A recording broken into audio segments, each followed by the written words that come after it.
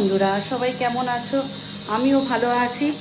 তো অনেক দিন পর আজকে রান্নাঘরে ভিডিও দিচ্ছি, কারণ মাঝখানে সত্যি কথা বলতে মানসিকতা ছিল না কোনো ভিডিও করব, কোনো পোস্ট করব। আমার মামা মারা গিয়েছে।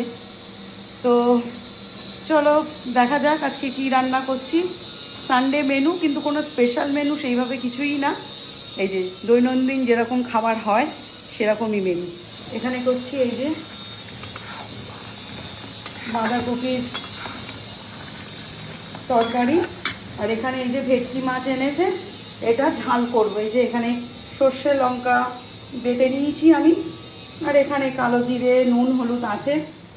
তো এই হচ্ছে আজকে আমাদের মেনু। ভাতটা করে নিয়েছি, বাঁধাকপির তরকারি আর ভেটকি মাছের ঝাল, আর কেওড়ার টক আছে।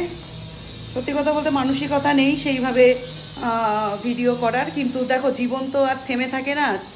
জীবনটা ঠিক চলে যায় প্রত্যেকটা মানুষেরই। হ্যাঁ, সবারই প্রত্যেকের দৈনন্দিন জীবনটা ঠিক চলে যায়, কারোর জন্য কেউ থাকে না। আমার মাও যখন মারা গিয়েছিল, প্রথমে ভাবতাম হয়তো মা ছাড়া থাকতে পারবো না, কিন্তু আস্তে আস্তে আস্তে আস্তে সময়ের সাথে সাথে সেটাও মানিয়ে নিয়েছি। এখন বুঝে গিয়েছি মা নেই। হ্যাঁ, মামাও চলে গেল। আস্তে আস্তে সবাই চলে যাচ্ছে, একটা জেনারেশন ফুল চলে যাচ্ছে। তো এটাই যে মামার বাড়ি আর যাওয়া হবে না।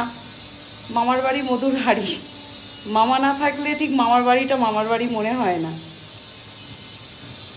তো অনেক কিছু তোমাদের সাথে শেয়ার করলাম। যাই হোক, সবাই খুব ভালো থেকো, টাটা।